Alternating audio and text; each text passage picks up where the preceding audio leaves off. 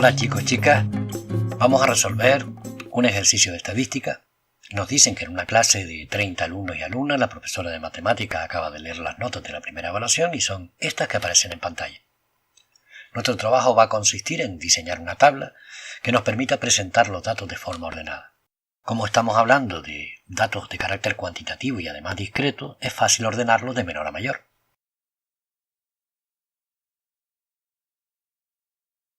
Y nuestro primer trabajo es el de realizar una tarea de recuento. A eso es a lo que llamamos frecuencia absoluta, al número de veces que se repite cada dato. Por ejemplo, si marcamos el 1, veremos que se repite 2 veces. Por tanto, la frecuencia absoluta del 1 es 2. El 2 solo aparece una vez. El 3, vamos a contarlo, 1, 2, 3, 4, 5 veces, aparece 5 veces. Esa será su frecuencia absoluta. El 4 aparece 3 veces. El 5, 1, 2, 3, 4, 5, 6 veces. El 6 aparece 4 veces. El 7 también aparece 4 veces. Lo vamos tachando para no dejarnos ninguno atrás. El 8, personas que ya han obtenido un 8 en clase, hay 3. Y el 9 ha sido obtenido por 2 personas. Una vez realizada la frecuencia absoluta, lo que vamos a hacer es sumar esa columna para comprobar que lo hemos hecho bien, porque si habían 30 alumnos, la suma de esa columna debe corresponderse con el tamaño de la muestra, que es 30. Y efectivamente, tenemos 30, que es lo que nos acaba de dar esa suma, que es igual al número de alumnos y alumnas que teníamos en clase. La siguiente columna va a ser la de la frecuencia relativa. Son muy fáciles de obtener. Solo tienes que dividir cada frecuencia, la frecuencia de cada dato, entre el número total de datos. 2, por ejemplo, dividido entre 30, que nos daría un quinceavo, o lo que es lo mismo, 0,06 con periodo en el 6, que aproximando nos vendría a ser un 0,07. Si uno lo dividimos directamente entre 30, nos va a dar 0,03 con periodo en el 3. Y seguimos. 5 dividido entre 30. 0,17. Y así continuamos hasta el final. El trabajo en estadística es sencillo. Lo que sí es cierto es que debes procurar mantener rigor y orden. Si lo haces de esa manera, no vas a tener ninguna dificultad. Vamos ya por la del 4. 4 dividido entre 30 que nos dio 0,13. Como se vuelve a repetir, volvemos a copiar 0,3. La del 3 ya la habíamos calculado, que era 0,10, y la del 2 era 0,07. Si ahora sumamos toda la frecuencia relativa y nuestros cálculos han sido correctos, eso nos debe dar 1. En caso contrario, tendremos que revisar nuestras divisiones. Vamos a comprobar que efectivamente esto es así en la calculadora. 0,07 le sumamos 0,03 más 0,17 más 0,10 más 0,20 más 0,13 más otra vez 0,13 más 0,10 más 0,07. Y efectivamente nos da 1. Luego podemos estar tranquilos y tranquilas de que esa columna ha sido bien calculada. La siguiente columna va a ser la de los porcentajes. En esa columna de los porcentajes verás que es muy sencillo si previamente hemos calculado la frecuencia relativa. Se trata de correr la coma a 2 lugares, porque lo que vamos a hacer es multiplicar cada frecuencia relativa por 100. Si 0,07 lo multiplicamos por 7 nos da 7%. Continuamos con el 0,03, nos daría el 3%, 17, 10, 20, 13. Solo estamos corriendo la coma 2 lugares hacia la derecha. Si sumamos toda esa columna, como estamos hablando de tantos por ciento, lógicamente nos tiene que dar 100. En caso contrario, nos hemos equivocado en algún cálculo. Lo siguiente es calcular la frecuencia acumulada. Y esta también es sencilla. El primer dato, la primera frecuencia acumulada, va a ser igual a la primera frecuencia absoluta que tengamos. La frecuencia acumulada se utiliza para poder calcular la mediana. El primer dato, tal como dijimos, lo vamos a copiar. La primera frecuencia acumulada era 2 y copiamos por tanto 2.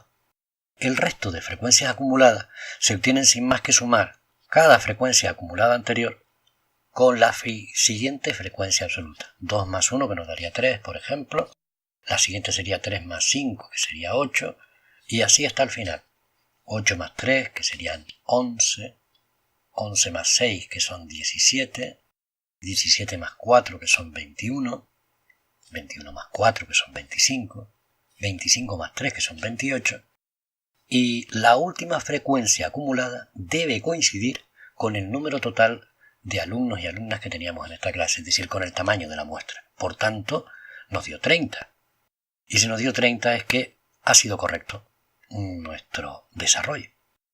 La última columna nos va a permitir calcular la media y se trata de multiplicar cada dato por su correspondiente frecuencia absoluta. 1 por 2 que son 2, 2 por 1 que son 2, 3 por 5 que son 15, 4 por su frecuencia que son 12, 5 por 6 que son 30, 6 por 4 24, 7 por 4 28, 8 por 3 24 y 9 por 2 18.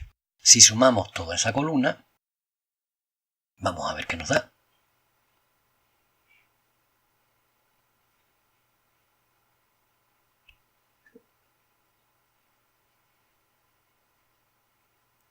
Y esa columna nos da 155. Este es el numerito que utilizaremos para poder calcular la media.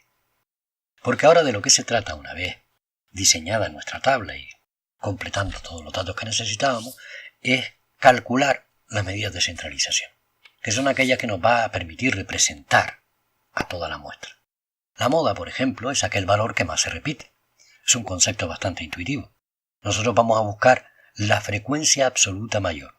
A veces nos podemos encontrar con que hay varias modas. En este caso solo hay una. La mayor es 6 y corresponde con el dato 5. Por tanto, nuestra moda directamente podemos decir que es 5. Muy sencillo de calcular, ¿verdad? Ahora vamos con la mediana.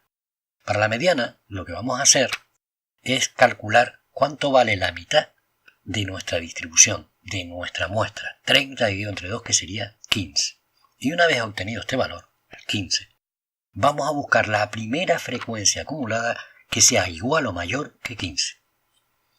Nos vamos a la tabla, buscamos en la columna de las frecuencias acumuladas y encontramos que el primer valor mayor que 15 es 17. Por tanto, si seguimos esa misma fila, nos vamos a dar cuenta de que corresponde con el dato 5, es decir, con aquellos alumnos que sacaron un 5. Nuestra mediana, por tanto, es igual a 5. Recuerda, la mediana sitúa al 50% de la población, de la muestra, por debajo de ella. Y eso es lo que hemos obtenido. Nuestra mediana vale 5. Si todo va bien, la media no debería alejarse de estos dos datos. Vamos a calcular la media. Era la sumatoria de x sub y por f sub y. No te asustes, esto es sencillamente el título que le hemos puesto a la columna, ¿no? Dividido entre el número de datos. Bueno, la suma de x sub y por f sub y la habíamos calculado antes. Era 155. Nosotros vamos a remarcarla, 155, y fíjate que se trata de coger este dato y dividirlo entre el tamaño de la muestra, y el tamaño de la muestra no era otra cosa que 30 alumnos y alumnas que teníamos en el aula. Luego se trata de dividir 155 entre 30, cosa que vamos a hacer directamente en nuestra calculadora.